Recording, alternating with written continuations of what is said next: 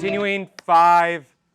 To get us warmed up, yesterday we learned of a bunch of Institute of Electrical and Electronic Engineer standards, such as Ethernet, which is 802.3, Bluetooth, 802.15, LLC, 802.2. How about Zigbee? 802.15.4. WiMAX. 802.4. And finally, wireless, which is 802.11. Who ya? Awesome. Now, yesterday, we alluded to, okay, those are the main ones, right? But for each of these, right, like Ethernet, there's subcategories, 802.3U, etc. We're going to, start today by going over the 802.11 standard. Shatson, what's that? 802.11. Wireless or Wi-Fi. Wi-Fi stands for wireless fidelity. Doesn't mean anything. But for 802.11, we're going to learn, if we scroll down, about all of the different standards. You go to the store and you want to buy a Wi-Fi router. They've got all these different markings on them. Well, what does that mean? So we're going to learn about those now. Starting with 802.11a. This is also known as Wi-Fi 2. This is in the 5 gigahertz frequency band. It can go up to 54 Mbps. That's a lowercase b. So what does that mean to us? Megabits. If it's uppercase, it's bytes, which is usually storage. For speed, it's bits. So 54 megabits per second. The maximum indoor range is 35 meters. Meters? Well, this is America. So that would be how many feet? 115 feet. Easy day? All right. 802.11b, this is known as Wi-Fi 1. This is not on the 5 gigahertz frequency band. This is on 2.4 gigahertz. So the frequency is about half, but the speed, Wi-Fi 802.11a, is 54 megs. 802.11b is 11 megabits per second, but the same range. Now, these operate on 2 different frequencies. So do you think if you have a 802.11 alpha router and an 802.11 Bravo laptop that they'll be able to communicate? No, because one's on 5 gigahertz, one's on 2.4 gigahertz. So they're speaking different language, or they're on different frequencies. Their paths are never going to cross. Who ya? All right, 802.11g, or Golf. This is Wi-Fi 3. Unlike 802.11a, which is 5 gigahertz, this is just like Bravo at 2.4 gigahertz. And like Alpha, it's not 2.4, but it is 54 megabits per second, and it has a larger distance. We added a whole 10 feet here. Now, because this is also 2.4 gigahertz, what else besides Golf that we've talked about is also 2.4 gigahertz? Bravo, right? So now if I have a Bravo router and a Golf laptop, can they communicate? Yes. They can. So this is backwards compatible. Even though Golf is newer than Bravo, it's that same frequency, it's going to be able to work. Easy day? 802.11n, known as Wi-Fi 4. What's special about this one is it's got 2 frequencies, 2.4 gigahertz as well as 5 gigahertz. And this took a massive speed increase to 600 megabits per second. The range now, 230 feet. Big deal when this came out, massive increase in the capability of wireless. Now, because there's 2 frequencies, this is backwards compatible to what previous 802.11 standards? A, B, and G, right? A for that 2.4, Bravo and Golf for the 5 gigahertz. So you may have seen a network like this before, where you go to someone's apartment or house, or even your own, and you see that there's two networks, right? Usually there's one, and then there's one labeled 5 gigahertz. Have you seen that before? So that's to allow whatever device, no matter what frequency they're using, to be able to connect. Easy day? All right, next, 802.11ac, Wi-Fi 5. This is just in the 5 gigahertz frequency band. So because of that, which 802.11 standards is it backwards compatible to? A and N as well, because N has both of those. This jumps up, again, tenfold to 6.9 gigabits per second, or 6,900 megabits per second. Now, the range isn't as much. This goes back down to 115 feet, but you do have a lot faster speeds. Does that make sense to everyone? Okay. 802.11ax. This is also known as Wi-Fi 6. Just like 802.11n, this operates on two frequencies, 2.4 and 5 gigahertz. So what is it backwards compatible to then? A, B, G, N, A, C, all of them, right? Which ones will it work with on the 2.4 gigahertz frequency? B, G, and N. What about for 5? A, N, and AC. All right, this jumps up a little bit to 9.6 gigabits per second, and the distance jumps up a little bit, back up 150 feet. 802.11ax, Wi-Fi 6E. The difference here for this is the frequency band. The only difference between Wi-Fi 6 and 6E is instead of 2.4 and 5 gigahertz, it operates at 1 gigahertz and 6 gigahertz. Due to technology that was developed, this is also going to be backwards compatible to everything else. It's on that 1 and 6 gigahertz frequency, but using a lot of science, etc., it will work on the 2.4 and those 5 gigahertz. This is allowing the frequency band to open up more as a lot of devices use Wi-Fi. Take a second, write these down. We're going to go over these multiple times in this course, and we're going to see this again in CCNA. So you've got to know it for this course, and if you really memorize it, when we go over it again in CCNA, it'll just be review.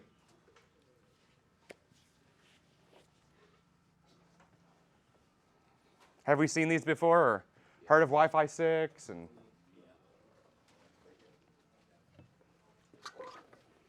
what's that? Yeah.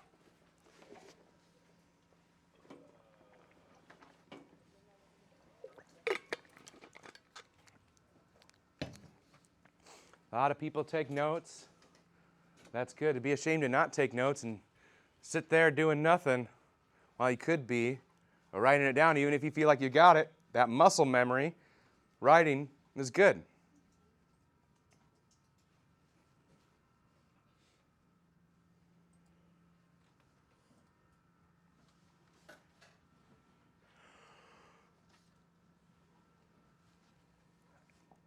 I may have too briefly gone over backwards compatible. Does the term backwards compatible make sense to everyone? Yes. Okay, it can be used with that older generation. Serna? What allows it to have two separate frequencies? The hardware inside allows it to have multiple frequencies. There's going to be two separate networks.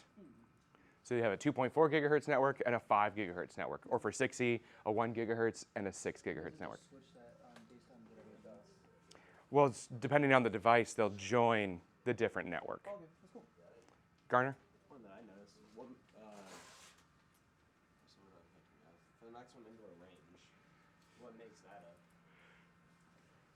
I figure a multitude of things, but Definitely a multitude of things. The power that device is going to push out, but also that signal type, right? They're both at that frequency, but the different science and technology that goes into it, that's the maximum range. Now, different vendors and manufacturers are going to really have different ranges of their own or how reliable they are, but that technology, right, the maximum you can do is that range. okay. Where you would need then, if you want to extend it, you would need something like an access point to do a wireless mesh network. Now, if you do those, right, you want to extend your Wi-Fi or Wi-Fi extenders, we've probably seen those before. You You want to read that fine print, something we all hate to do, because within there, that fine print, they may be collecting all of your data, all the packets that go through that extender, and then selling it to third parties. So you want to make sure you have one that's not going to do that. At this point in time, anytime you have a device, you're done anyway. Why care anymore? Yeah, well, Minority Report. analog's coming back. Never.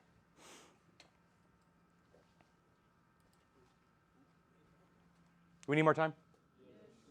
Okie dokie.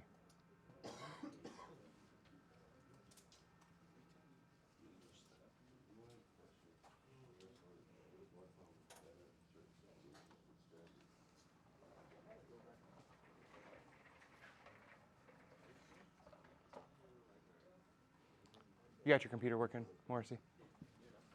Cable issue? Oh, yours wasn't working. Awesome. Teamwork makes the Pixar? Oh, DreamWorks. And no one laughed. No. Not a good one. Ah, thanks. Brownie point.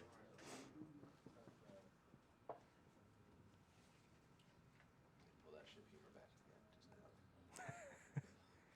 Nothing graphic with it.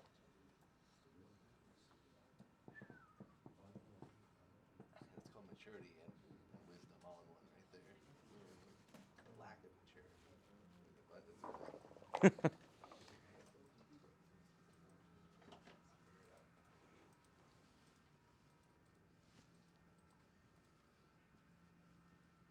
What's the IEEE standard for wireless?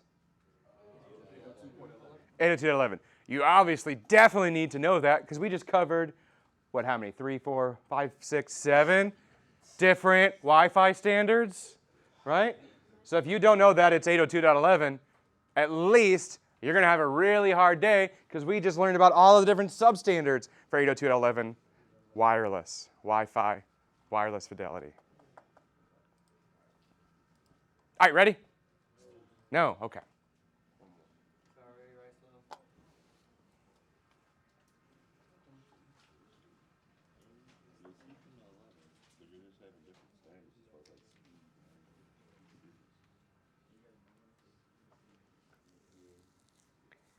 This might be another good one for note cards.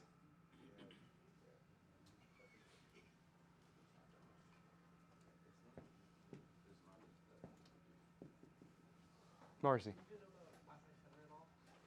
Yeah, it's not. I don't think it's available yet. That's also on the 1 and 6 gigahertz frequencies with a lot larger range. Yeah, well, they're backwards compatible, so they work.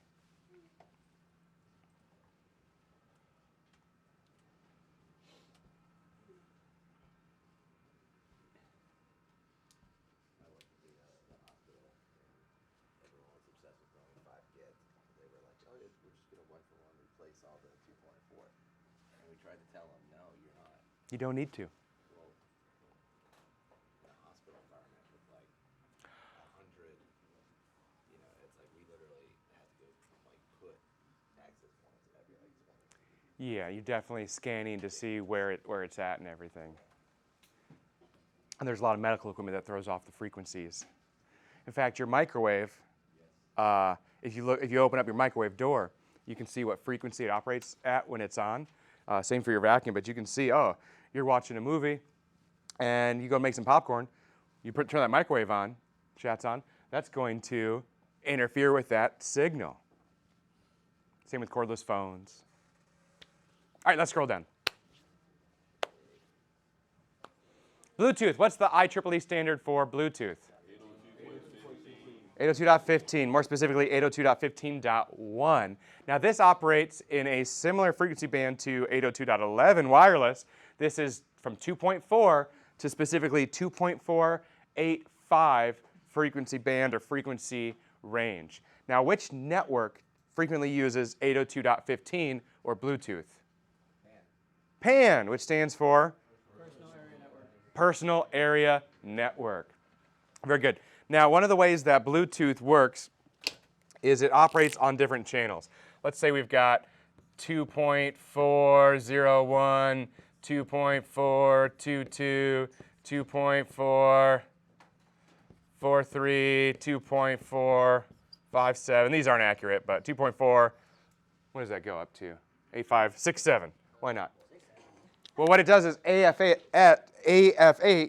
adaptive frequency hopping, is when you're pairing up your device, because there's these different channels, they're going to find a channel, and at the same time, they're going to randomly go between these frequencies to limit interference from other devices. They're both hopping between these specific frequencies. They're not going in order, right? They're randomly determining, or not randomly, there's an algorithm, but those frequencies. So that way, if you've got multiple Bluetooth devices, since you and your headphones are paired up to Bluetooth, and you're both hopping between these frequencies, and let's say you've got a wireless keyboard. Well, that and your keyboard are hopping at different frequencies, limiting the likelihood of interference in them both being on the same one. If they are, it'll only be temporarily. Hoo-ya? All right, RFID. This frequency band for RFID is 125 megahertz to 960 megahertz. This allows you to uniquely identify items. Shipping. It's going to have a battery that broadcasts a signal up to 100 meters. You can also do this passively, where it's just actively reading the tag when it gets in close proximity. Passive, right? You got to get a lot closer, though, up to 25 meters to be able to scan things. Next, we have NFC, near-field communication. This is a frequency of 13.56 megahertz. Right? This is a subset of RFID. So this is below RFID. There's NFC, right? We know near-field communications. What do we use that for? Tap to pay. It can be on our cards. It could be on our phones, our smartwatches, etc. As long as the technology is on there, that way you get close to it and it can scan the device. Now, we talked about RFID wallets before, right? If you've got your debit or credit card that's got NFC, which is a subset of RFID on it, someone could be in close proximity to you and collect information off of your card. Now, they are trying to change this to allow not all the information to get off. You can't do transactions unless it's activated, etc. But if they still are able to collect information. So you should get an RFID wallet, or you can get these sleeves, aluminum sleeves, that will protect your signal from going out and being collected, especially if you're traveling in foreign areas or places with a large population. Good? RFID wallet right there. Easy day. Next, we have Zigbee and Z-Wave. We've already learned about Zigbee. What's the IEEE standard? 802.15.4. So both of these, Zigbee and Z-Wave, these are standards for IoT devices, Internet of Things. Can someone give me an example of an IoT device? Right here. Thermostat, like your Nest thermostat. A ring camera, your security cameras, your smart toaster. I imagine there's a smart toaster. Smart fridges, etc. So what they really do is they're taking these, you've got smart dishwashers, smart washers and dryers. They're taking these devices that typically don't have an internet connection, and they're allowing them to connect to the internet with a simple control board or PCB. However, because of this, they are significantly less secure. We talked about how IoT devices should be on a separate VLAN, our virtual LAN, for security purposes. Now, for these Zigbee and Z-Wave standards, there's an open source and there is a proprietary or closed source. Which one of these do you think is open source, Zigbee or Z-Wave? Zigbee, right? Because that has an IEEE standard. So Zigbee, the standard is 802.15.4. 15.4. So low data rate, low speed devices. The frequency is from 868 megahertz all the way up to 2.4 gigahertz. However, the range is 10 to 20 meters. Well, you may be thinking, that doesn't make sense. I've been miles away and able to control my thermostat remotely. Well, it's that device that's on that frequency that's then connecting. And once it makes that internet connection, then you can be wherever in the world with an internet connection to control it. Right here. So Zigbee is like used on devices that normally wouldn't have those features like Bluetooth or. It's the standard that a lot of people use because it's open source. Anybody can use it. Oh, okay. Not just for devices that normally wouldn't have Bluetooth. So like, what were you explaining earlier? So like if you've got a washer and dryer that you can control from your smartphone, that's probably got Zigbee or Z-Wave on it. So that device then can connect to the network on that up to 2.4 gigahertz frequency band so you can control it. Okay. Z-Wave. Well, let's scroll back up. Make sure I'm not missing anything from Zigbee. So the range for Zigbee, we know it's 802.15.4. The range 10 to 20 meters. Data rate 40 to 250 kilobits per second, so a very low data rate. But think, you're not, if you're wanting to start your washing machine remotely, you're not streaming a movie to your washing machine, right? All you're doing is sending enough data so it can start or tell you how many minutes it has less. It's not very much data needed at all for these things, so that data rate is okay. And Zigbee can connect about 65,000 devices. If you've got that many smart devices in your home, that's a lot. But maybe you've got a lot of smart bulbs. Z-Wave, this is proprietary, created by a company or owned by Silicon Labs. Since this is proprietary, does it have a IEEE standard? No. It was open sourced in 2016 to allow more people to use it. The frequency range, 865.2 megahertz. But it is different in different countries. For example, in India, it's 922 to 926 megahertz. In Japan, it's different. In North America, it's 908.42 megahertz. This is because the frequency bands have been opening up and different countries have been doing different things, right? So the country, whatever you're in, it's going to change for Z-Wave. Now the data rate for Z-Wave is different, 9.6 to 100 kilobits. What was Zigbee? Anyone remember? Let's scroll up. Zigbee, the data rate. 40 to 250 kilobits per second. Z-Wave is 9.6 to 100, so slower. And how many devices could Zigbee connect? 65,000. Z-Wave can connect up to 232 devices.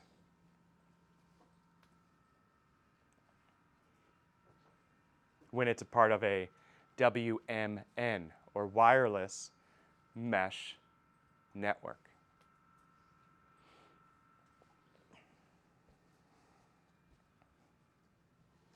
Questions on these? IoT, Internet of Things, and the smart home is becoming significantly more popular. And there are new standards coming out. They're not covered in this course. And we can scroll down some more. Cellular generations. So these are your smartphones. So let's start with 1G. If we click on that, the first generation of cell phones. That's what the G stands for, generation. It only had voice call because back then, that's all you used a phone for, was to call people. TikTok didn't exist.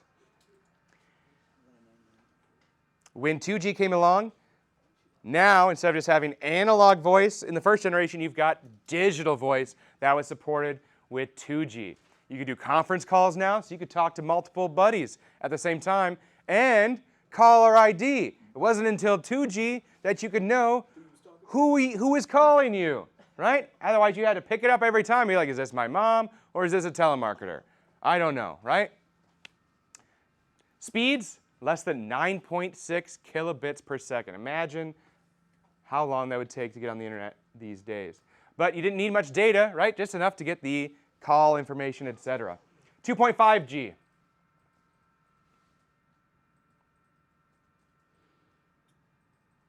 All right, 2.5G. Now you could actually get on what was called and is called the internet. You could do short audio and video clips, games. You could download what were called ringtones or ringbacks. Does anyone remember those? So if you called somebody and they didn't answer, it would play a song, but they had to pay for it for you to listen to that song. So the market was changing with the technology and taking advantage of what they could do. Speeds, 9.6 kilobits to 237 kilobits per second. Super fast, right? No, this is very slow. Does anyone remember when 3G came out? Shatson, you remember when 3G came out? No? 3G was kind of a big deal, right? So if we click on 3G, now you had full motion video. Now you could watch a video on your phone, on the go. You didn't have to be on a computer. And it had faster web browsing. And now our speeds that allowed us to do this were 144 kilobits per second up to 2 megabits per second.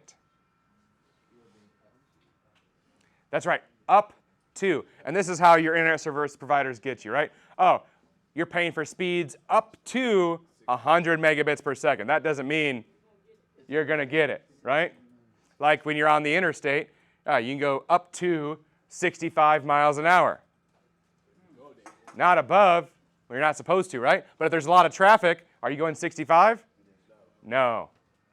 All right, 3.5G. Now you had high quality video streaming, you had video conferencing, and VoIP, voice over IP, for even clearer voice calls. This added an IP address to your call. And your speeds, a huge increase here with 3.5G, 400 kilobits to 16 megabits. We probably have more people that remember when 4G came out, right? Is that a big deal? Big deal when 4G came out? Yes. So 4G, now you had IP-based voice. You had a lot more gaming services. You had high-quality multimedia streaming. Now you had IPv6 support for 128-bit hexadecimal address. When it was first announced in 2008, nobody could even do 4G. They got a little bit ahead of the curve. The speeds were 5.8 megabits to 672 megabits per second. So by that hours when it looks for technology. Correct. Yeah.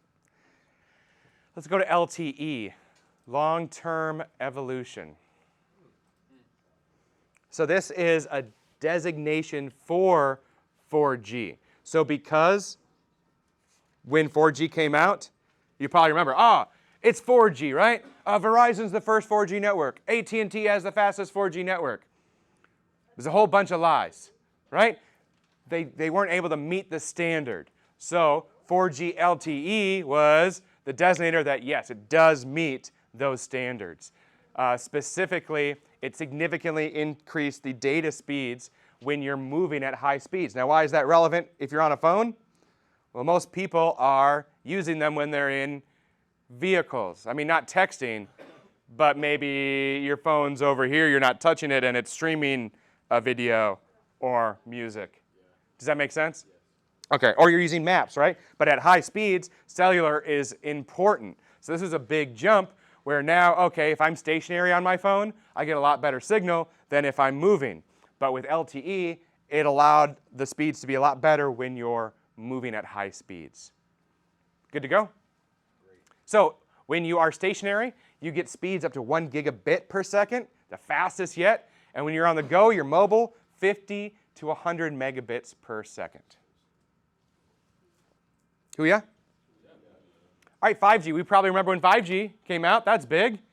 And it's still being disseminated, installed all over the world. So this is ratified in 2018. Now you had support for AR and VR that we talked about, augmented reality and virtual reality. Which one, AR or VR, puts you in a completely different environment? VR, virtual reality. Which one would take like this room and add a butterfly floating in? AR, augmented reality. Very good.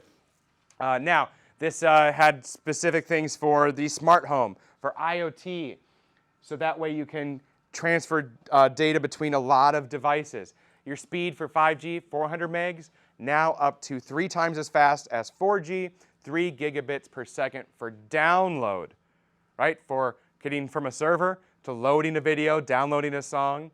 But if you're uploading something, right, like you're making a Facebook post or uploading a Instagram selfie, uploading to the server, those speeds are 500 megs to 1.5 gigabits per second. And 6G. Do we have 6G yet? No, right? And that's not going to come for a long time. It's currently in development.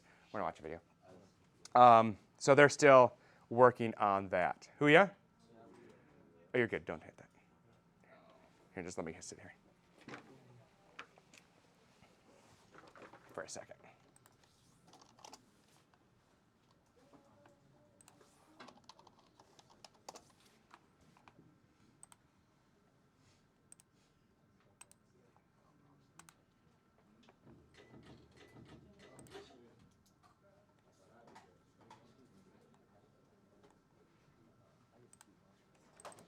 Every new generation of wireless networks delivers faster speeds and more functionality to our smartphones. 1G brought us the very first cell phones, 2G let us text for the first time, 3G brought us online, and 4G delivered the speeds that we enjoy today.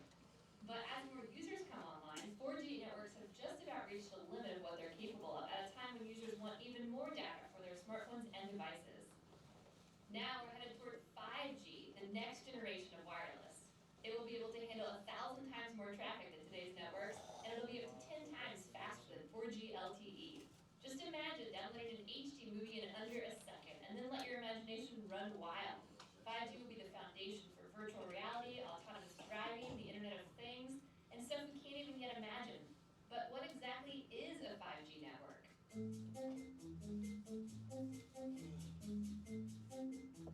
The truth is, experts can't tell us what 5G actually is, because they don't even know yet.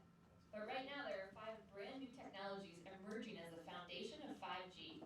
Millimeter waves, small cells, massive MIMO, beamforming, and full duplex. First up, technology number 1, millimeter waves.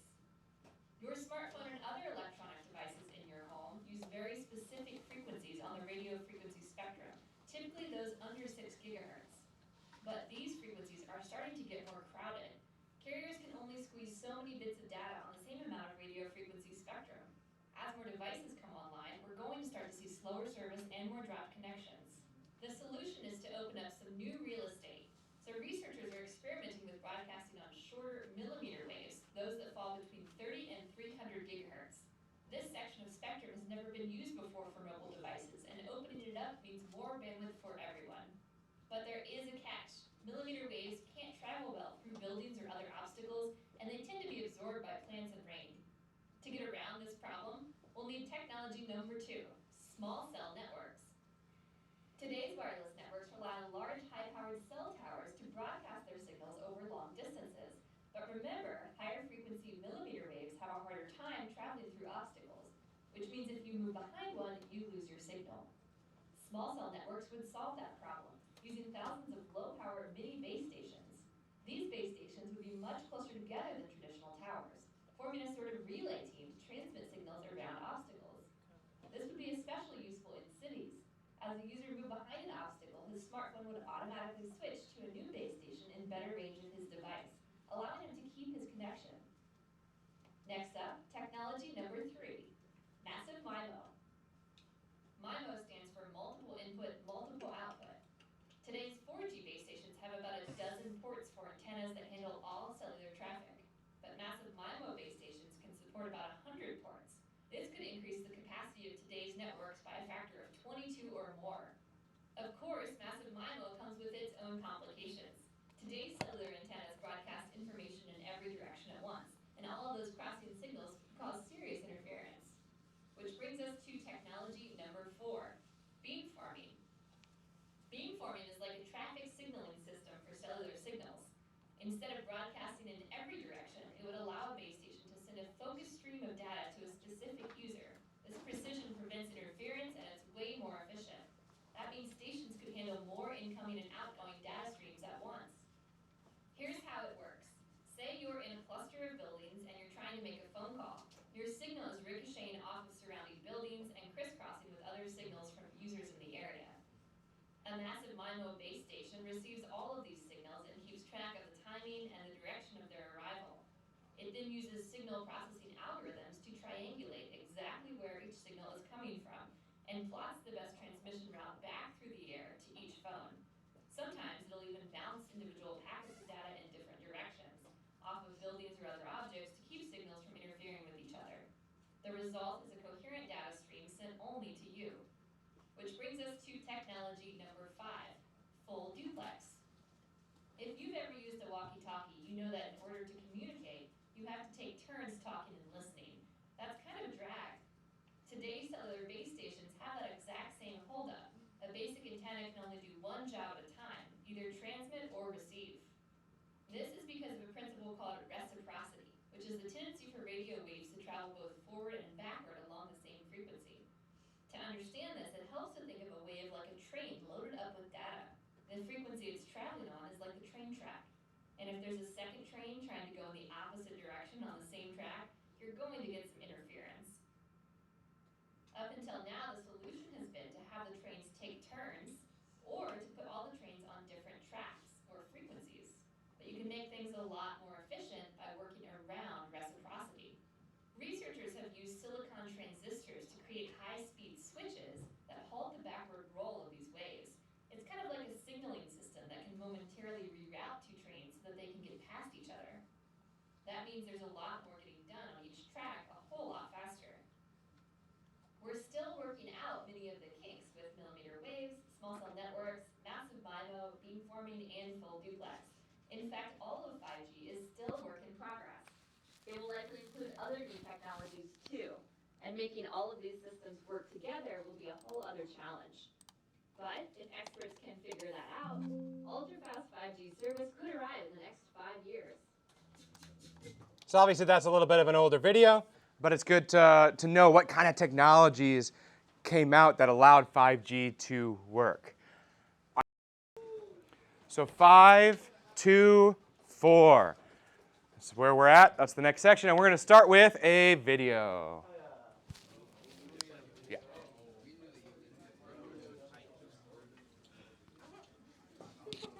A client computer uses client software to request the service of a server.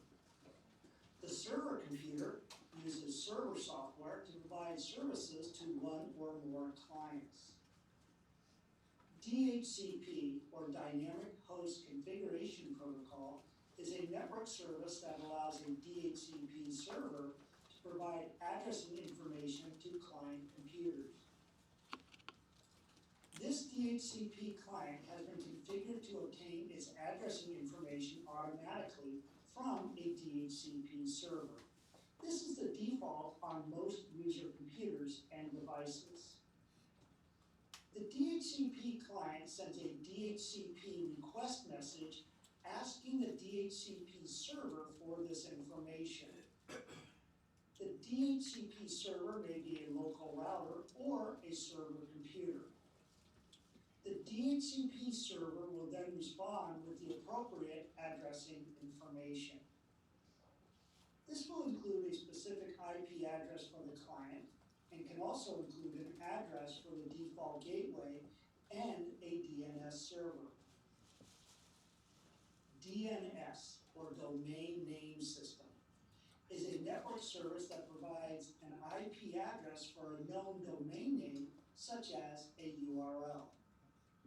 In this example, the user has entered the URL www.neticad.com into a web browser. However, to request this information from the web server, The client needs to know the IP address of the web server.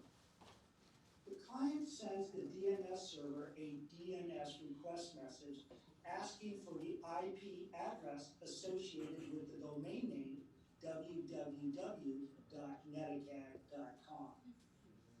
The DNS server will determine the answer and respond to the client's request with the proper IP address.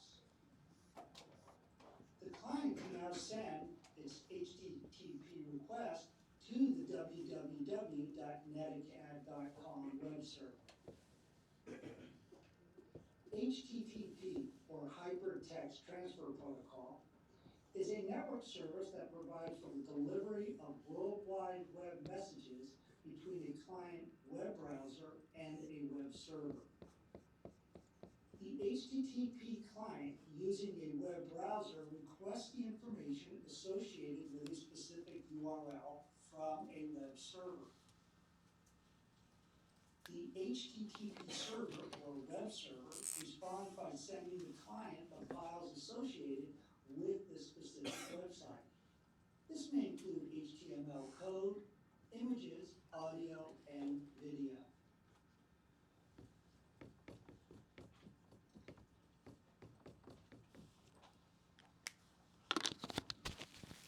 All right, what do we think of that video? It looks kind of familiar to the TCP and UDC or UDP. Similar? So let's talk about some different types of networks.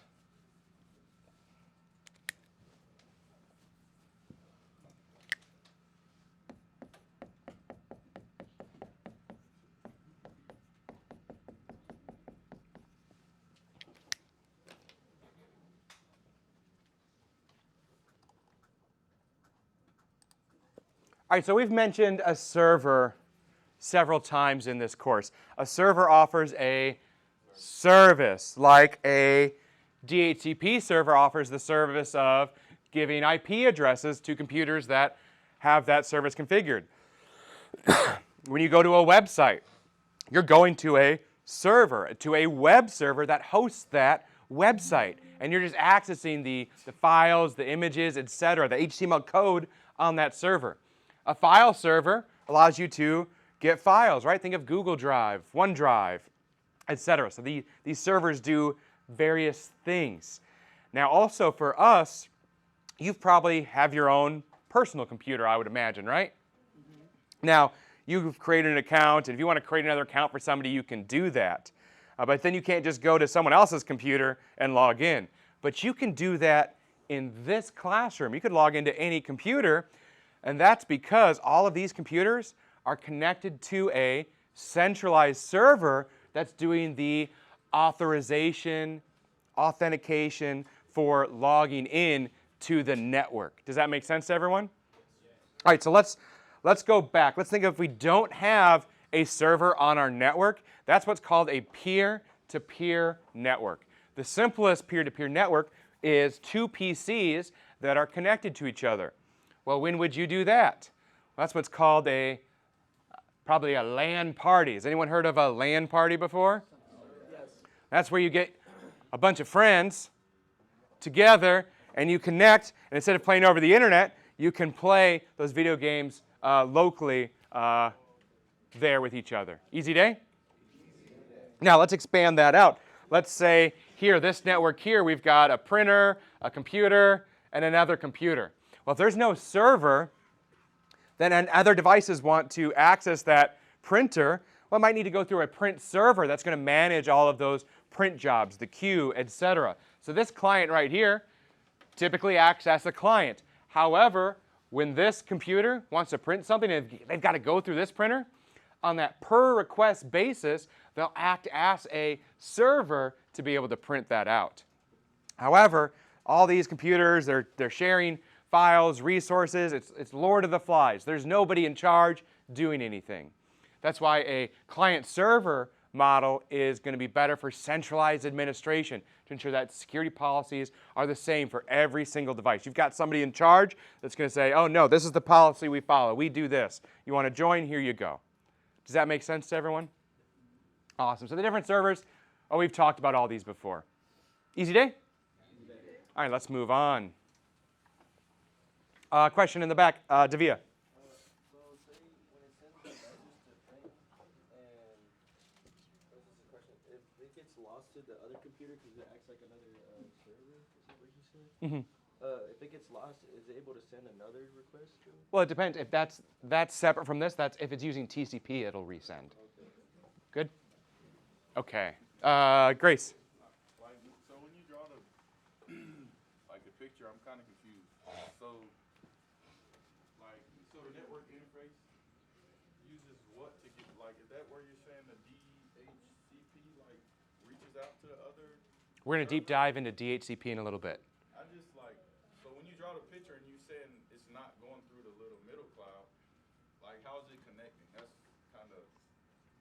So we're just, so here, right, these topologies, these are just, okay, peer-to-peer, there's no server. Client server, there is a server. So how are the devices communicating? How are they managing, right? Nobody's in charge over here. The server, right? The server's in charge over here. It's going to be a repository for everything. Okay, Kirk? Good? Stuff on the right is all going to be on the same network, right? They're all going to have similar network addresses on the same range. So it doesn't need anything else. Chief, will you scroll for me? Yeah. More.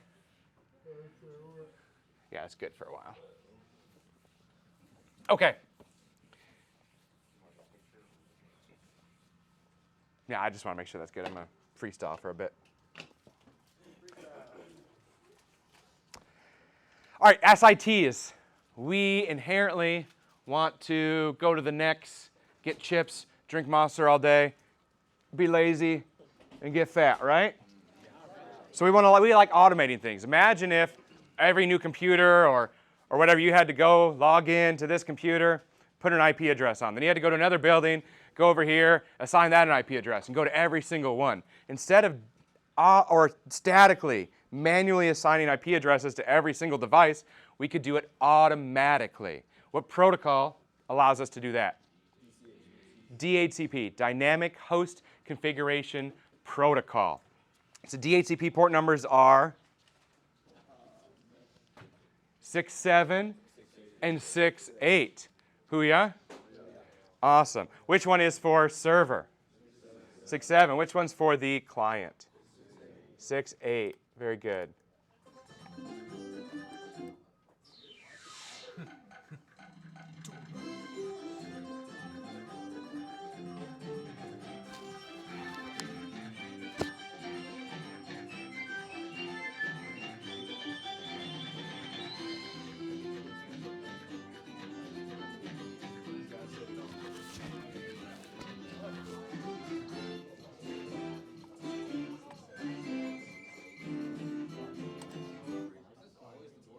Okay. Bernie, who is your favorite animated TV show that speaks Spanish, has a monkey named Boots, a backpack? Dora, right? If we want to go exploring on the internet, we need an IP address, right? So, DHCP, to get an IP address, to go exploring on the internet, we need an IP address. We do that with what's called the DORA process. How do you spell DORA? D-O-R-A. Very good. So this is all for DHCP, of course. So the DHCP D is discover, or discovery. O is offer. R is request. And A is acknowledge, or acknowledgement. So this is the DHCP process.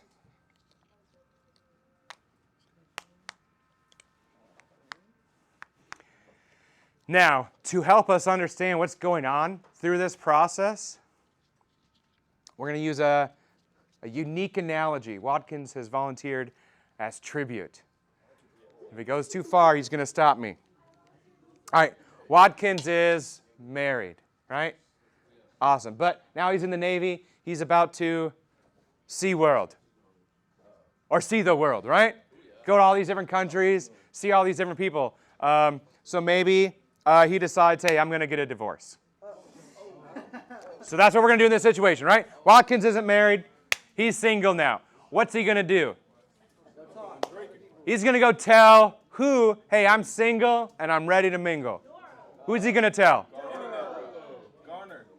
He's going to tell everybody, right?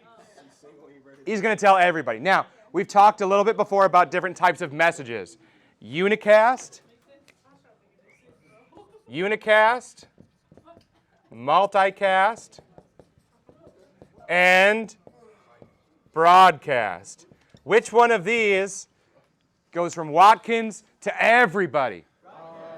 Broadcast. A broadcast is one to all. Multicast is one to many, but not all. Unicast, one to one. Awesome. So, first thing Watkins is going to do is say, hey, I'm single. I'm ready to mingle. Who wants to go to, where do you want to take a potential date to dinner? Fogo de Chao. You said Waffle House? Fogo de Chao. Fogo de Chao. Fogo de Chao. Waffle House. Waffle House. Awesome. It is the finest cuisine of Florida. So why else would you want to?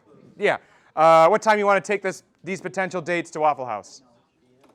Probably like when the most fights happen, like 8 p.m. Okay, 8 p.m. Waffle House. So he sends this broadcast message out.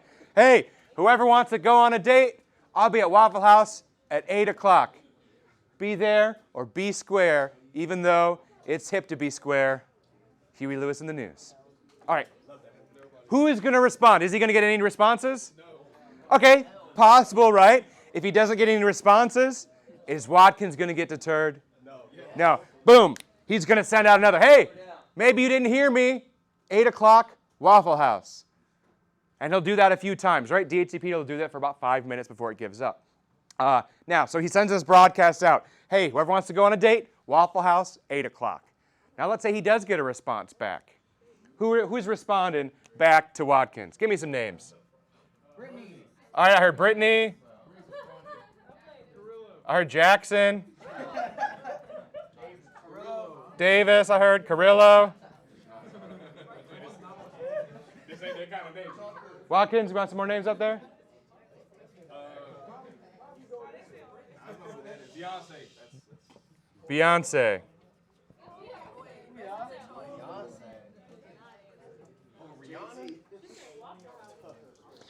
I got a joke. Do y'all like Beyonce? Yeah. Whatever floats your boat. Or I guess that would be buoyancy. Okay. So, Watkins, right? He sent this broadcast. Hey, everybody, whoever wants to go to Waffle House, 8 o'clock, be there. All these people responded. Are all these people going to go to Waffle House? No? So what does he have to do? He's got to choose. He's got to choose one. Highlander. There can only be one. So, Watkins, most important decision of your life. Brittany, Jackson, Davis, Carrillo, Beyonce, who you want to take to Waffle House? I mean, if I like it, I think I'm going to put the ring on Beyonce. Beyonce. All right, so Beyonce offered. So, are you going to, so what do we have to do now, right? He got all these people. Hey, yeah, I'd love to go to Waffle House with you at 8 o'clock. So who is he going to tell that, hey, I chose Beyonce? Jay-Z. Is he just going to tell Beyonce? If he just tells Beyonce, what's Brittany, Jackson, Davis, Carrillo going to think? The plans are still on. And then everyone's going to show up at Waffle House at 8. Is that going to go well? No. Absolutely not, right? So the request, hey, Brittany, thanks for your interest. Everyone else, thanks for your interest, but I'm going to take Beyonce. All right, weirdest text I've ever got, but thanks for me avoiding that, right? Make sense? So that's a broadcast message. And then Beyonce's going to respond, hey, thanks. Just confirming again, 8 o'clock Waffle House. Does that make sense to everybody? Okay, awesome. Now, let's go away from this analogy and think about what's happening when we need an IP address. Now, this is for what protocol, the DORA process? DHCP. And that's in order to get what? An IP address. So to get an IP address, let's also get a subnet mask. Who remembers what our subnet mask does? Says what network we're on, right? The network and the host portion. Is that what you're going to say, Abdul Shakur? You got scared? Oh, don't be scared. Awesome. So we get an IP address. We get a subnet mask. It's also going to give us a default gateway. Our default gateway is on what device? The router, right? So that's our default gateway. That's how we get out of our network, that IP address on that router. So once this process is all done, that's when I'm going to get an IP address, a subnet mask, and a default gateway. Who ya? Awesome. Now there's two types of addresses. We have a layer 2 address. What's our layer 2 address called? Physical address, also known as our MAC address.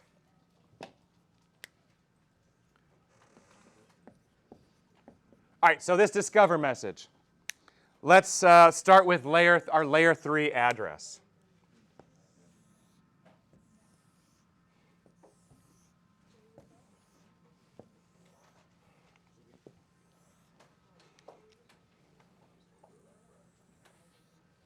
All right, so for us to get an IP address, DHCP, DORA, the discover message, this is the client sending a message to the server. Are there any DHCP servers out there?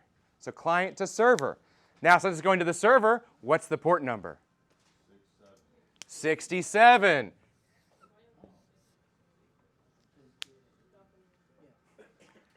Good to go? All right. Now, we said, right, layer 3, that's what type of address? IP address. Watkins, hey, who wants to go on a date tonight to Waffle House? Is that a unicast, multicast, or broadcast? That's a broadcast. Easy day? Now, the offer, that's coming from what device? What devices are responding? The server is going to respond to the client. So what's the port number going to be then? 68. Now, that layer 3 address again is what type of address? What's the name for our layer 3 address? IP, aka logical. So that server responding to the client, is that going to be a unicast, multicast, or broadcast address? You might think unicast, right? Because, I'm sending it right back to Watkins. But at this point in time, does Watkins have an IP address? No, because that happens at the very end. So they don't know layer 3 who they're responding to, so that's going to be a broadcast back. Now, when he gets multiple offers back, or even just a single offer, Watkins is responding back, right? So that's client to server again, which is going to be what port number? 67. And who did he tell that he chose Beyonce to? Was it just Beyonce, or was it everybody? Everyone. So what type of message is this? Broadcast. And then Beyonce, right, responds back. Oh, hey, thanks, that acknowledgement. So that's server to client. So what is the port number? 68. Now that response, is that a unicast, multicast, or broadcast? We might think unicast again, but does Watkins have that IP address yet? No, right? So it's got to be a broadcast. And then finally, he'll have that IP address, subnet mask, default gateway. Newton. Do you have to do this every time does this happen every time you open the internet? Yeah, so when you boot up your computer, if you have DHCP enabled to get an IP address, this is what's happening in the background. Does every computer have a DHCP? Yeah, every computer can be configured to use DHCP. Like all the ones in here, they use DHCP. So if we rebooted all at once, turned off the computer, turned it back on, every single computer would start the DORA process. So you get a new IP address every time you turn on the Hypothetically, right? You could get a different one. You could get the same one. So that's not standard, so what would be the standard, like, process, I guess? This is the standard process. Yep. Now, what you're doing is you're leasing an IP address. You're borrowing an IP address, right? So just like if you're at an apartment, you sign a lease. Do you wait until the day before the lease expires to sign the new lease? No, right? Because they want to make sure if you're not going to be there, someone else is. So when your IP address lease expires, it's not going to wait till then. Beforehand, right? It'll send out a request and acknowledgement, but we'll get into that later. Tucker. Why is in the graph on that it kind of says you can use this IP configuration for 3 days? Why is it letting you have to put out? Don't worry about that. It depends on what you set it as. All right, let's think about our layer 2 address. Our layer 2 address is what address? Your MAC address, aka physical. So let's figure out broadcast or unicast. Now, your MAC address we'll learn in Chapter 6, that's unique to your device, that's not changing. So when Watkins sends out that, hey, who wants to go on a date? That goes to everybody, right? So that's a broadcast, right? But now when he sent that out, his MAC address was the source MAC address. So when those servers or those people wanting to go on that date are responding, he doesn't have an IP address, so layer 3, it's a broadcast, but they know the layer 2, it came from that device. So they can send layer 2 exactly to that device, which is a unicast. Now, when he's choosing Beyonce, he's got all those options, right? Remember, that's a broadcast. That goes to everybody. So layer 2, for your request, that's going to be a broadcast as well. And just like before with our offer, because in that request, he had a unique source MAC address, so we can send it directly back to him. This acknowledgement from the server to the client is going to be a unicast address. And then you've got an IP address. Now, if you need to extend the lease on your IP address, it's a little bit different. Because, well, you've already, let's say you go on that date with Beyonce, and you want to go on a second date. Do you tell Davis, Carrillo, Brittany, all of them, like, hey, the date went great, everybody. Do you want to go on a second date with me? And do you keep that dialogue open for everybody that was initially interested? No, it just is between you and Beyonce, right? So then after that's established, when you want to renew your lease or extend your lease, those will be unicast messages, and that would just be request and acknowledge. Hey, Beyonce, you want to go on a date again? Unicast. Unicast. And then the acknowledgement, right? Her response, that's going to be unicast as well once we've established. Who ya? So the blue is to basically. Once we've got, this is the, like you signed a lease for an apartment. You just want to renew the lease. And you want to renew the lease, you know you want to stay there another year, boom, request, acknowledge. You talking to one person. You talking to that one Person, yep, correct. What's L3 again? Say again? What's L3 again? Layer 3 is our IP address.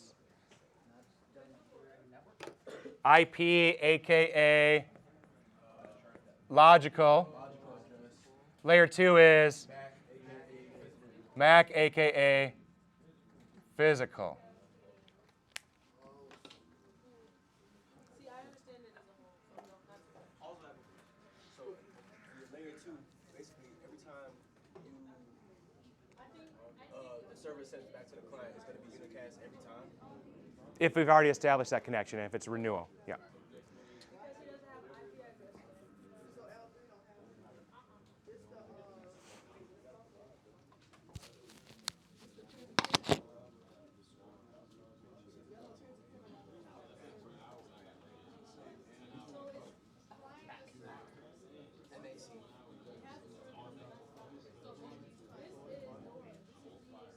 Oh, that'd be TCP later, but. All right, this image is just doing what we talked about for this process, right? DHCP offer, request, acknowledge, of course, discovery. We good? So does the server already have the IP? So it's a DHCP server, right? So when somebody configures it, like you want to get a lease at an apartment. Well, that apartment exists, and they know, right, which apartments are available, right? So the same thing with that DHCP server. It knows the range of available IP addresses it can give out and which ones are available. And it'll give that IP address, it'll lease it out to you for a certain period of time. And then it'll renew, right, with the request acknowledge. Yeah? How do you get a MAC address? We're going to learn about that in a later chapter. It, Automatically has a MAC address? your MAC address is also what's called your BIA, your burned-in address. It's burned into your NIC, your network interface card. So your NIC has your MAC address attached to it. And we'll deep dive into that in later chapters. Can I ask like a side question? Sure. I checked my system information. It says I have 4 NICs. Yep. Why would that be? Wired, wireless. If you've got a virtual machine, you'll have a virtual NIC, etc. Okay. We're going to learn about command lines later. So you can see in your IP information how long you've had your lease for your IP address. Tucker. Could you explain why this uses UDP instead of TCP? It's faster. Faster. Yep. So imagine all the devices in here, we lost power. And then all the devices came up. Every single one is going to start with a discover broadcast message. That's a lot of traffic, right? Well, imagine instantaneously everybody leaves base. Now, that's going to take a while, right? But imagine everybody's got compact cars versus a bus. What's going to take longer? The buses, right? TCP has more overhead. It's going to put more traffic on the network, right? I just want to, hey, Watkins, he's just like, hey, anyone want to go on a date? Anyone go on a date? He's not like Beyonce. I got to get her number, make sure she gets this message. It's just, hey, anybody, I don't care too much. I just want to go on a date with anyone. You're going to send this message out several times. If you don't get a response, hey, are there any DHCP servers out there? I need an IP address.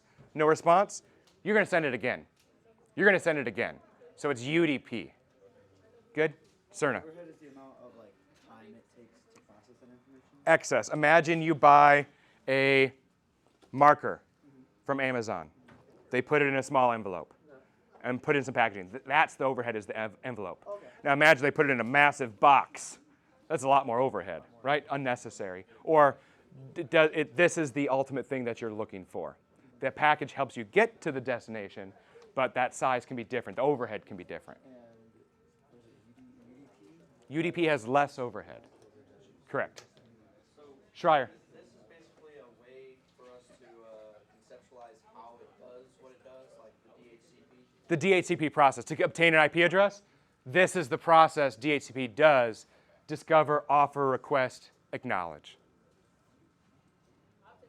Good, Schreier? This is how it does it automatically. Correct, automatically. This is what's happening, right? Your computer turns on. Hey, I'm new to the network. I need an IP address. It sends a discover message. Are there any DHCP servers out there? And then maybe you get an offer back. And then, oh, okay, hey, I got an offer. Let me officially request you to be my DHCP server.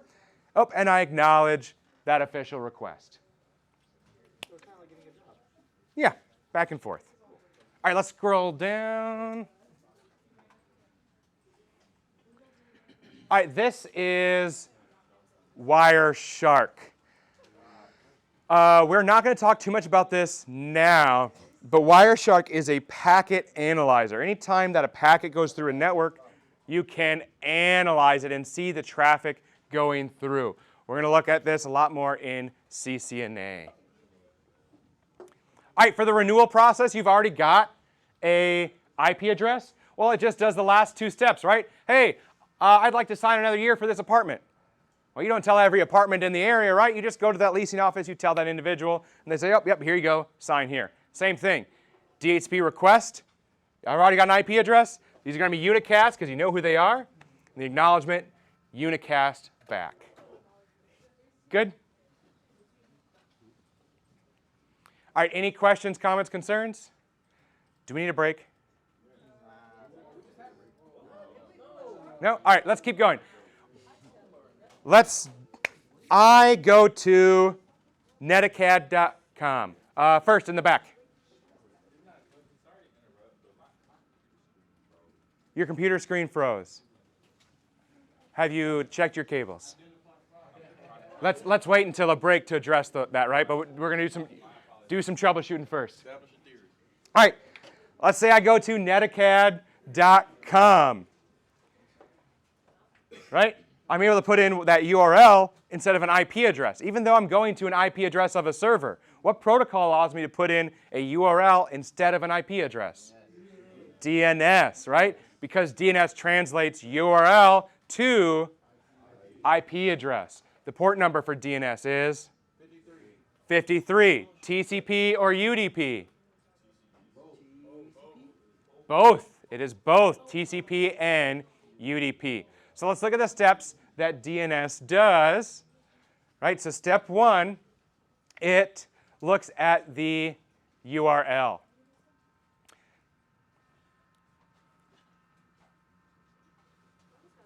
Step 2,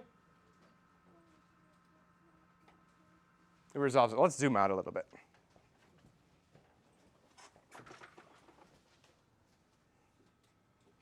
There we go. All right, so step 2. The server is going to match the domain name with an address. Step 3,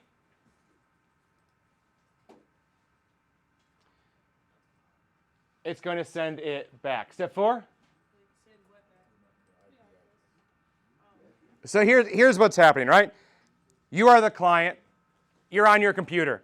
Hey, I'm going to cisco.com.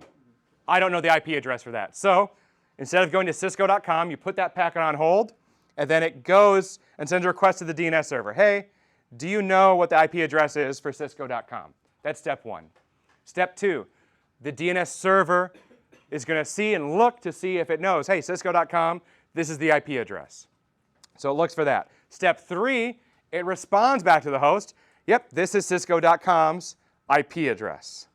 And then the computer can then use that IP address for that packet it put on hold and say, hey, go to this IP address. That's the website I'm going to, and they go out. Does that help us? Okay, moving on. Question, Abdul Shakur.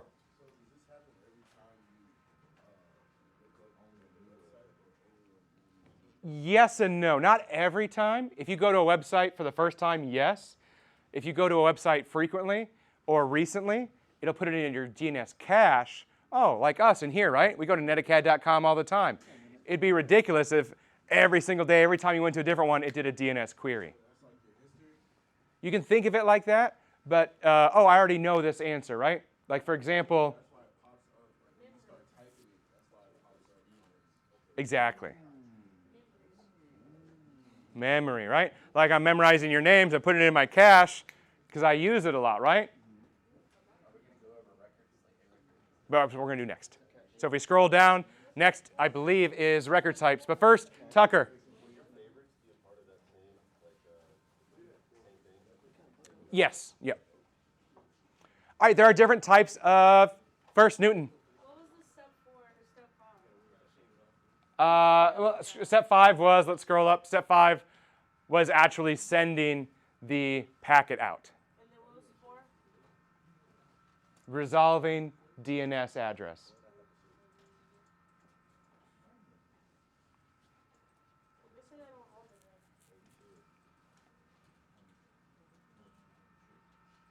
Newton, good? Sure, yes.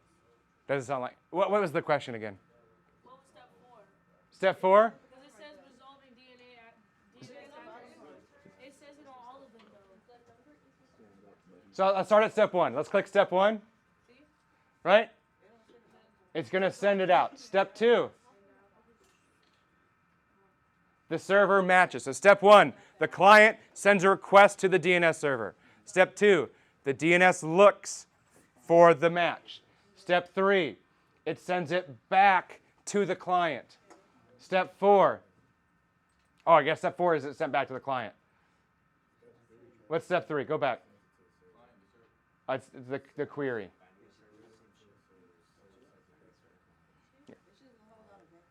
It's just a back and forth. Yep, DNS query is 3. 4, the query response. And 5, it's resolved. So it's sent as an IP address and it shows as a URL. You type a URL, This is what's going on in the background. You'll still see the URL, but the computer in the background gets the IP address that it needs to go to. All right, let's talk about DNS records. There are different types of DNS records. Now, how DNS works is it's a query. Hey, I have a question for you, and the DNS server has the response. So it's a question and response. Like, hey, what is the IP address for Cisco.com? That's the query. That's the request. That's the question. Now, in the queries, there's different types of records. So for example, an A record is for IPv4. 4 A's, AAAA, or quad A is for IPv6.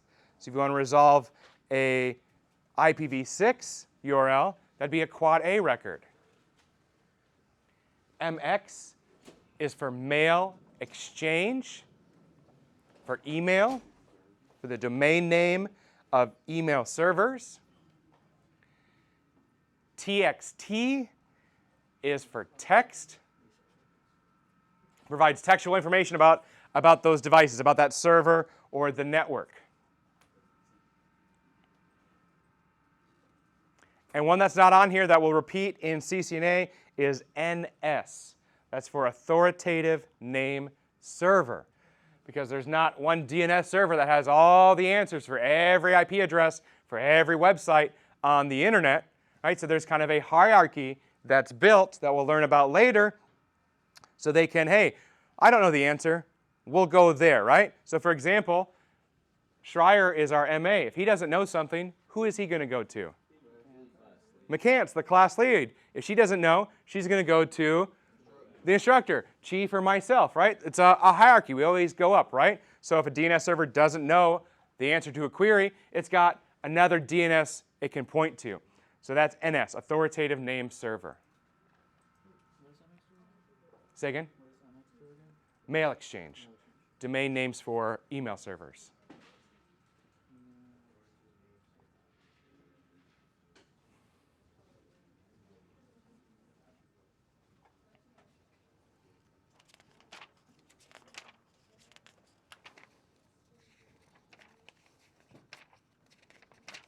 Maybe they're not quite understanding. This slide, the steps don't work too well. Yeah. She didn't need to know all 5 steps. It breaks it up incorrectly. Yeah. I was going to say.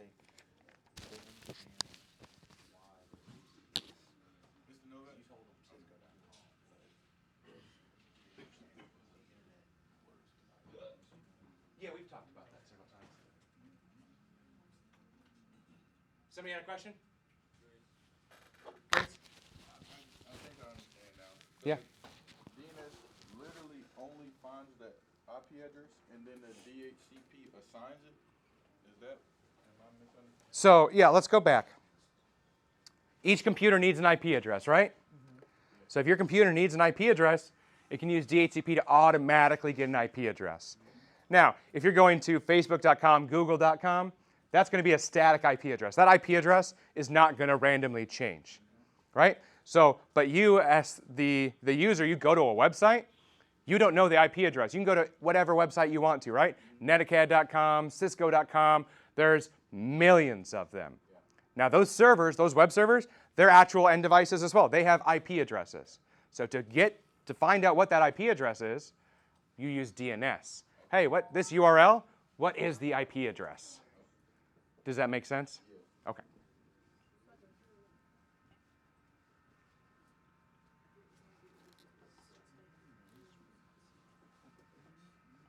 All right, we'll talk about spam, not just a delicious breakfast item. What are we talking about with spam? Junk mail, right? Could be specifically for our email, right? So let's look at some features. We have SPF, Sender Policy Framework. This is a text resource that identifies specific SMTP servers. Remember, that's port 25 to send to server and server to server. It has the IP address of that known email server. So to ensure that you're only receiving legitimate emails from a legitimate email server, not from an illegitimate one, where you'd most likely get spam from. So SPF, Sender Policy Framework, can only be one of these per network. DKIM, Domain Keys Identified Mail. This is a more advanced version of SPF, so more advanced than SPF. So it has authentication with cryptography built in. So someone can't just say, oh, yep, I'm a legitimate email server. Well, no, you're going to use authentication with cryptography now to verify it. You can either have both an SPF and a DKIM, or you could just use a DKIM. And then we have a DMARC. This is domain-based message authentication, reporting, and conformance. This is a further enhancement of both of them. And it has additional policy information. For DNS queries, it allows you to customize and set specific things to ensure, right, for your DNS that it's going to follow a specific path and whatever your local or your command policies are. So this is useful for various attacks because if you go to netacad.com and it redirects you to a different website, a different false IP address, that could be a bad thing, right? Because you're just browsing the internet, you type in a URL, you don't know what's happening in the background, you don't want that incorrect IP address associated with that URL. All right, we'll scroll down. Moving on. 5255, print servers. So most environments, each computer is not going to have its own printer. In fact, where we work, right, there's almost all of the computers are connected to several printers. If everyone prints, that's a lot to manage. If you send a job to the printer, well, the printer can't store indefinitely jobs, and it can't store a lot of jobs all at once.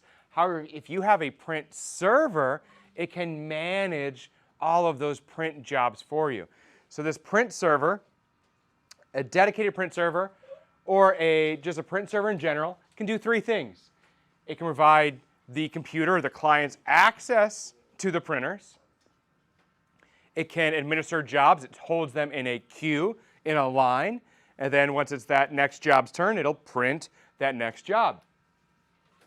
And when it does printing, that's called spooling. So it will spool the next job or hold them in a queue until it's spooled. And finally, it'll provide feedback to the users. You can see if your print job has been spooled yet, which means printed, if it's been printed. You can also see where you are in the queue, how many resources the printer has left, like if it's low on any ink or toner, etc. Questions on print server? Spooling is printing. And we do the chapter on printers. That should make some more sense. So Cerna. this is just for like high traffic areas where there's going to be a lot of. So you at your house, your apartment, right? You're not going to need a print server because you're just printing probably one at a time. But in here, right? If we'd probably at the MWR, they'd have a print server, etc. Maybe like a library or something? Library where you've got lots and lots of users that a lot of people can print. All right, file servers. We talked about FTP, file transfer protocol, to move files between a client and a server, to store files there.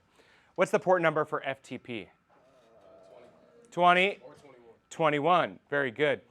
We have FTPS secure, or FTP is inherently not very secure. So the secure protocols for transferring files, we've got FTPS, File Transfer Protocol Secure, and it's going to encrypt the session for that file transfer.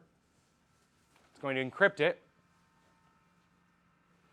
SFTP, SSH File Transfer Protocol. Well, this uses SSH. Now remember, SSH is port 22. It's secure because of authentication and encryption. So this SFTP, this is an extension of the SSH protocol. And then you have secure copy, right? Where you're copying files, not moving them.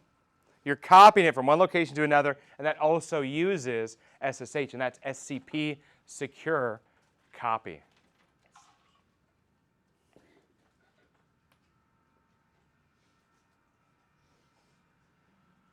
SFTP does what again? SFTP? No, SCP? Just copy. It just copies it, right? Copy it from here and place it here as well. So there's a copy here and a copy here. It's duplicating it. And in that transfer of that copy, it uses SSH so it's encrypted and secure. So is SFTP, it's established in the transfer, and then FTPS is using that? Are you looking down here? I'm using Ignore this. Just this, right? These are all secure ways, right? FTPS encrypts. Both of these, SFTP and SCP, use SSH. This transfers a file. This copies a file. Okay.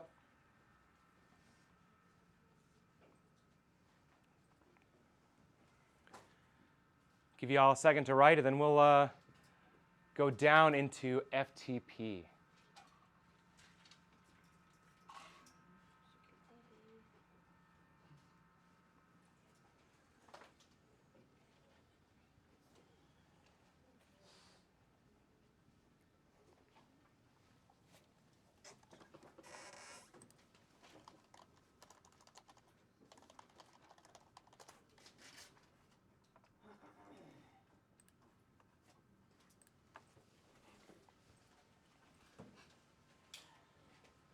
All right, FTP, File Transfer Protocol, has 2 ports.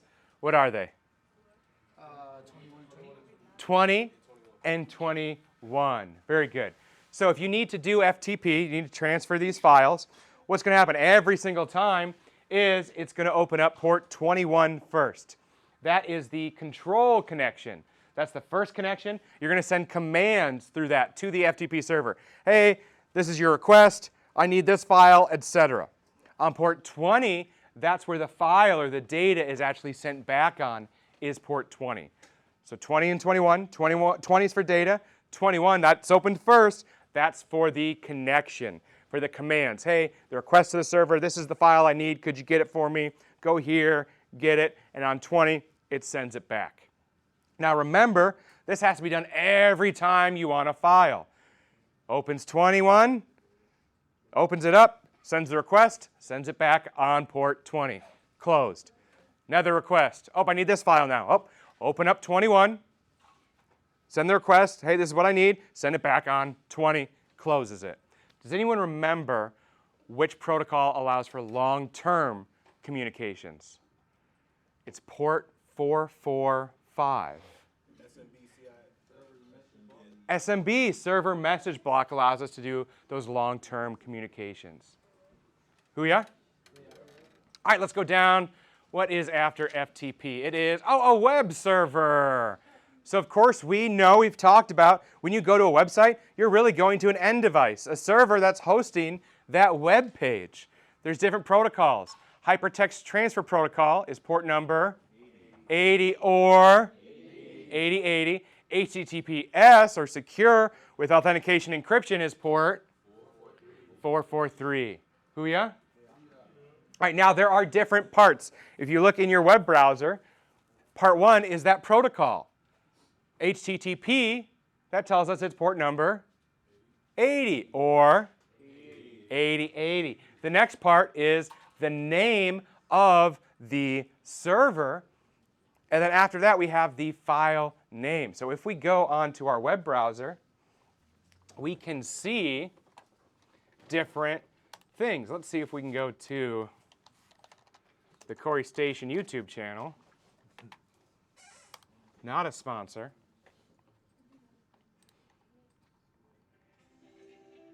Here it is, right? So here's the protocol, HTTPS. This is the domain, right? And then this is the specific file to watch ITE chapter 5.1. We see that? Ends in K0Q. 5.2, same thing, same protocol, HTTPS, the domain name, and then a different file to watch that video. So when you're going to a website, what you're doing, right, you're saying the protocol, the name of the server, the device, the URL, and then the actual file that you're going to request that HTML code for. We see those 3 parts? When we get into command prompt, we'll revisit this to show directories, folders, files.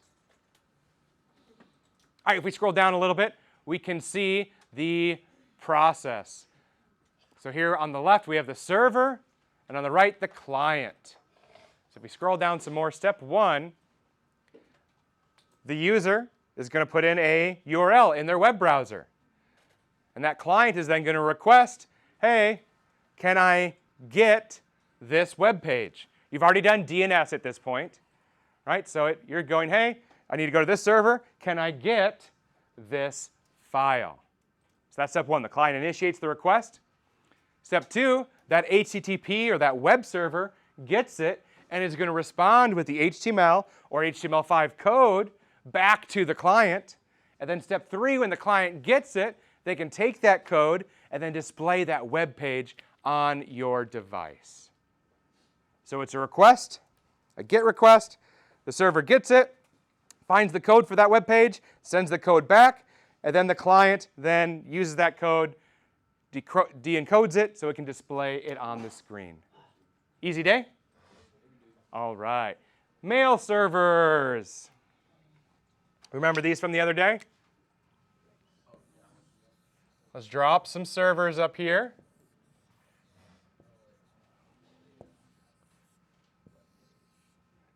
If I want to be able to send an email, so from client to server, what email protocol is that? 25. Port 25, which is client to server, SMTP. Port number 25. Is that TCP or UDP? TCP, because it's email. We want that entire email, right? All right, SMTP also does what? Starts with an S. Server to server. Retrieving email, client to server. Which one does not leave a copy on the server?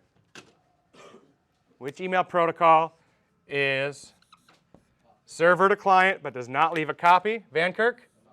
POP3, very good. Post Office Protocol version 3, port number 110. TCP or UDP? TCP because it's email. All right, which one does leave a copy on the server? IMAP, server to client to retrieve that email, port number 143, TCP or UDP? TCP, of course, because it's email. Easy day? Chang, you with us? Yes. We're bored because we've already seen this before for the email protocols? We have. We saw this, the exact same thing the other day, right? Okay. Let's scroll down. All right, a proxy. Who knows what the word proxy means for IT or not IT? A stand-in. So this is someone that has the authority to act on behalf of someone else or something else. So a proxy server, that's a server that has the authority to act as another server. Well, when would we want to use this, or why would we want to do that? So if we wanted to control traffic? Control traffic, exactly. So think about the IT schoolhouse. What website in 502 and in 1099 is every student on basically every shift going to? What website? Netacad. Now, there are data pipes out of the base, right? But if everyone had to go off base, right, to go to netacad.com, and then all those responses had to come back on base, that's a lot of traffic out and back in. What would that do to the speed of the network? Slow it down. So we have a proxy server here on base for Netacad. So we reduce the traffic. We don't have to go all the way out to that Netacad server. We've got one here to make our network more efficient. So a proxy, think of that, someone is able to act on your behalf. Maybe you've got a living will.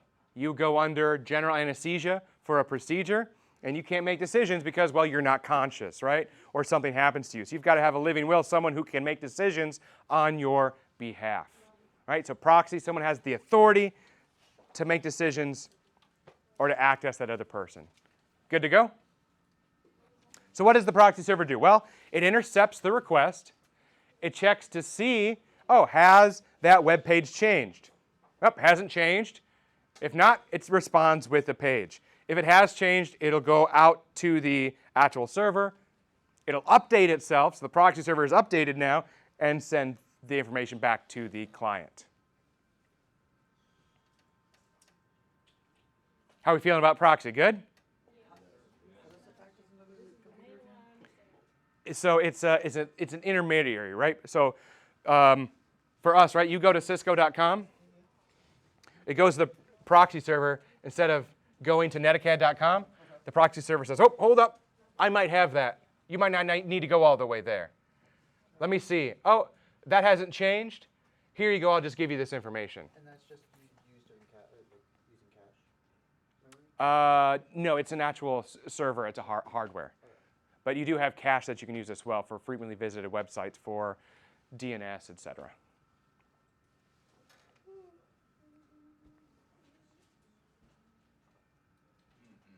All right, moving on. It's crazy, Grace? No. All right, the next thing is AAA. Do y'all have AAA? Are you farmers or progressive? Oh, not that kind of AAA? Okay, progressive. So this is AAA for ITs. AAA stands for authentication, authorization, and accounting. Authentication, authorization, and accounting. You're going to hear about this in ITE in several chapters. We're going to talk about it in CCNA. If you go to sysad, you'll be actually configuring some AAA servers. So AAA, again, stands for authentication, authorization, and accounting.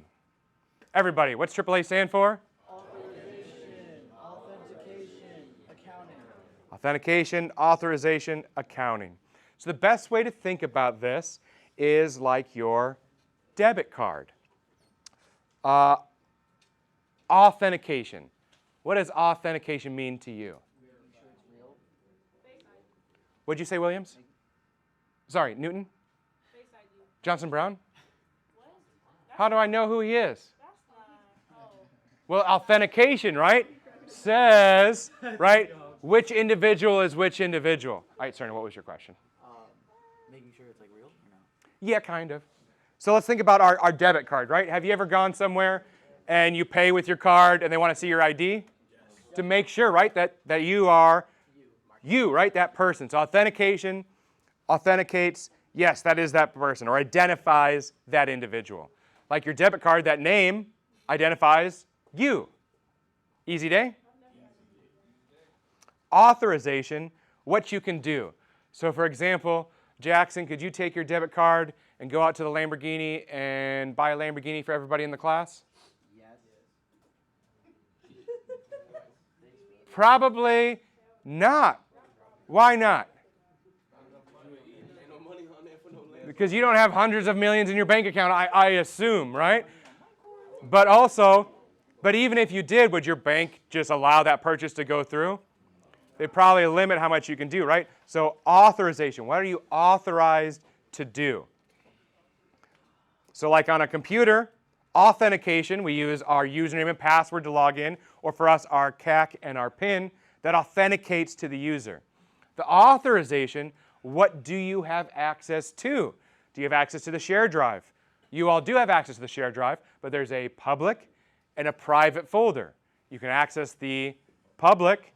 Can you access the private? No. But Chief and I, right, we have different authorization. We can access the public and we can access the private. So authentication identifies the user. Authorization, what are you authorized to do? Can you open a file? Can you read it? Can you execute? Can you delete it? Can you modify it, etc.? What do you have the privileges to do? Just like on your credit card, debit card, you go out and try to buy a Lamborghini Maserati. Oh, probably not going to go through, right? Yeah. The Yeah, what you can and can't access.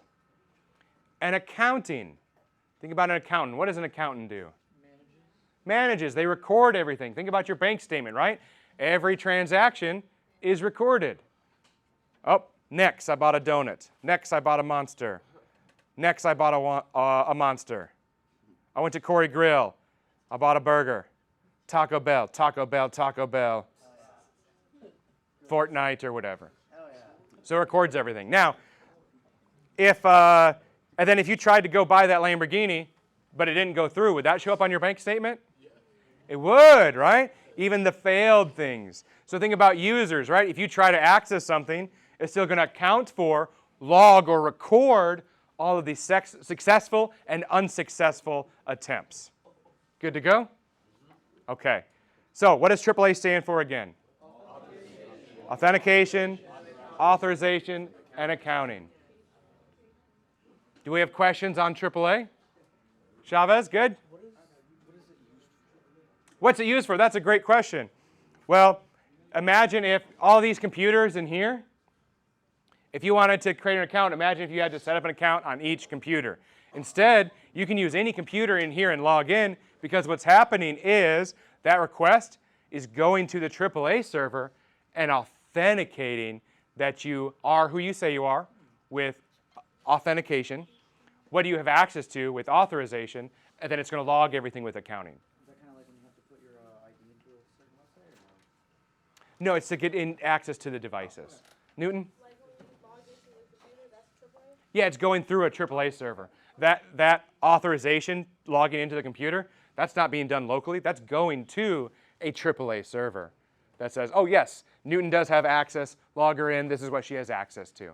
Oh, this is, yep, Jackson's in the account, and this is what he has access to. Tucker?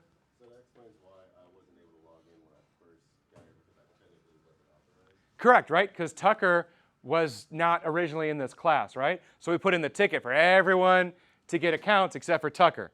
And most people could log in, but Tucker definitely couldn't, because they had to go in and create his account, and they had to update that server to say, yes, he can get on it. Does that make sense to everyone? So this is in a network environment, right? Not like if you just set your computer up at home. Correct, correct. You wouldn't have a AAA server to log into one computer. Yeah. And then the accounting portion manages data? It's going to record everything. Successful and unsuccessful attempts. Oh, Tucker put his CAC in, and he tried to log in. It's still going to record that, even if he didn't have an account.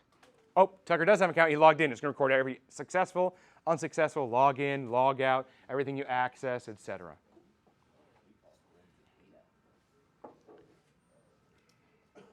How are we feeling? Good? AAA. We'll hear about it again. Moving on. A syslog server. So the AAA server, the A stands for accounting. However, there are a lot of logs or records that are kept in a lot of devices in the network. Firewalls, switches, router, etc. And you wouldn't want to have to, oh, let me go see this device and see what it recorded. Or, oh, I forgot to check this device over here. You could very easily miss something. A syslog server is a centralized, all the logs will go to the syslog server, and they're all kept in one place to ensure you can monitor for centralized monitoring, you can troubleshoot. You're going to one place and you know all the records are there. Instead of, oh, I forgot to check what the router said. I forgot to check what the switch said. Does that make sense to everyone? It's all in one location. Now you're probably going to do backups of this, so that way you don't lose any logs, etc., and those will be kept somewhere else. But that syslog is a centralized location to gather information, to collect data, so you can troubleshoot, so you can record.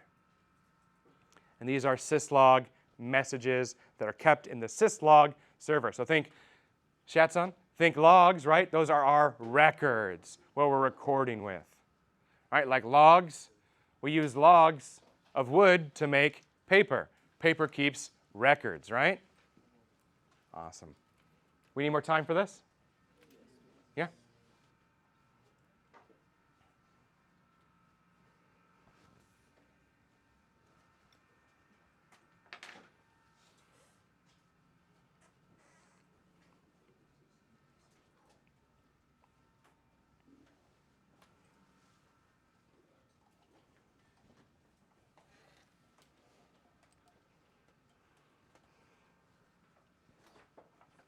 Divya.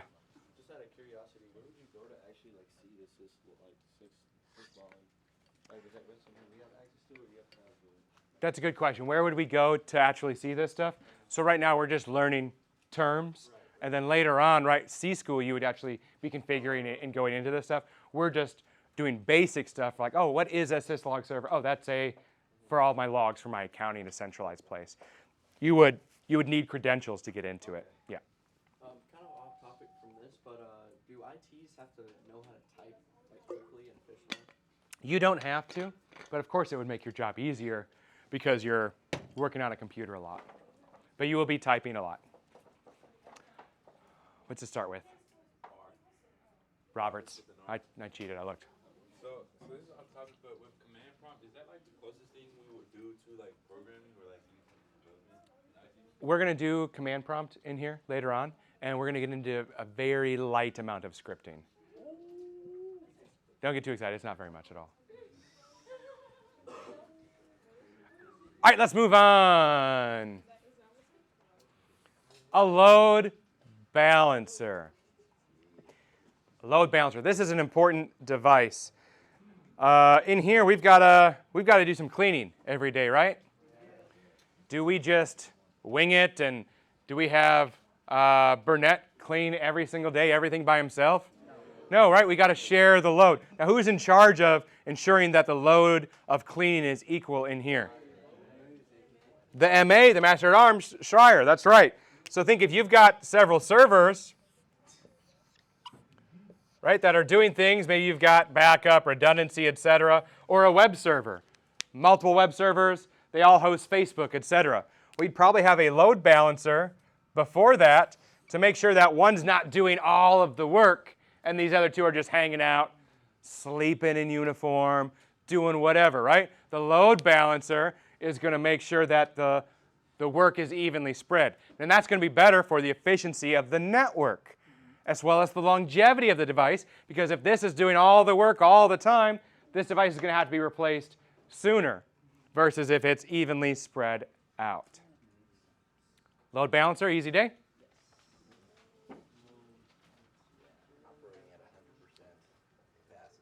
Abdul Shakur, you with us?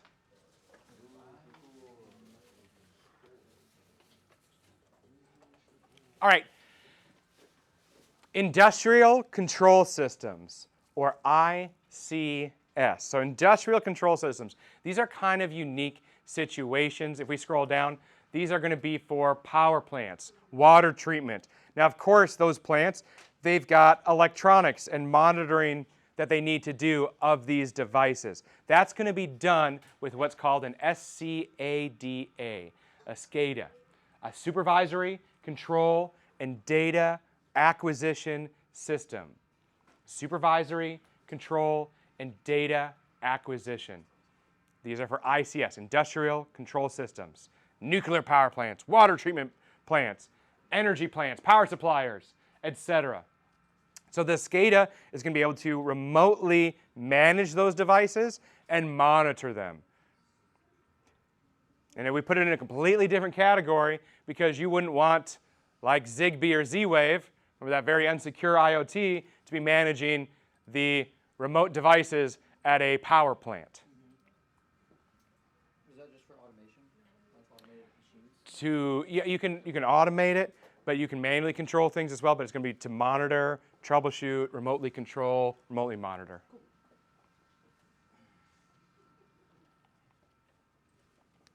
SCADA.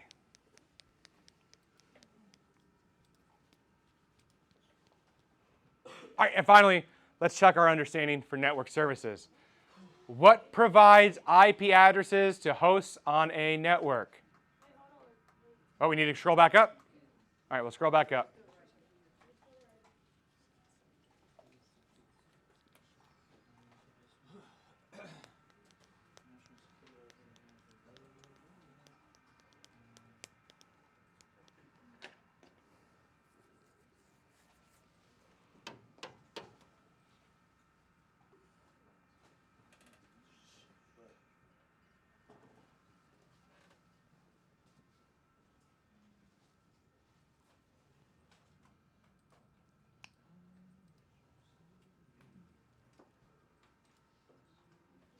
Newton, good? I'm good. You helping out your shipmate? Alright. I think we did. Sir, no more time? This is 10.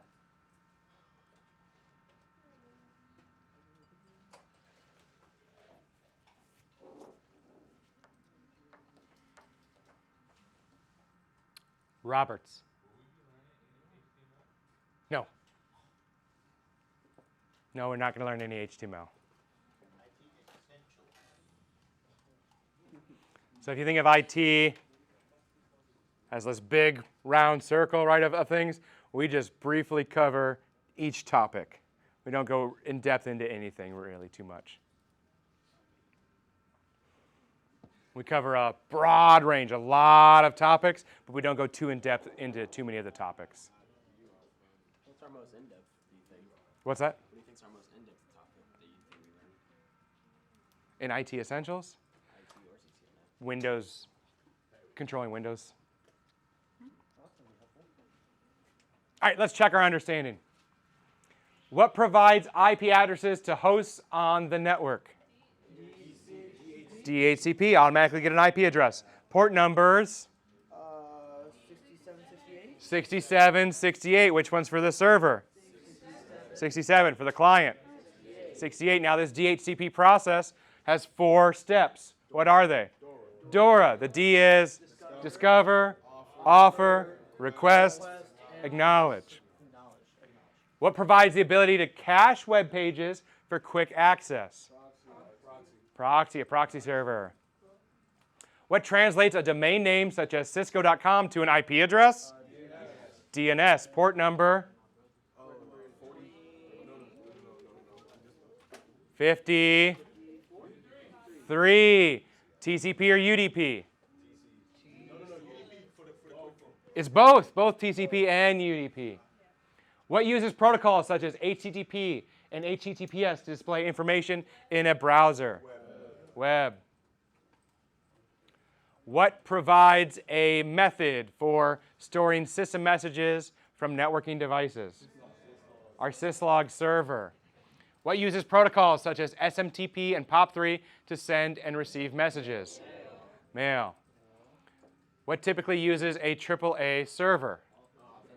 Authentication, because AAA stands for authentication, authorization, accounting. What uses protocols such as FTPS, SFTP, and SCP? File. Let's submit. Very good. And that should be it for the longest section in Chapter 5, 5.2. We're going to take a break.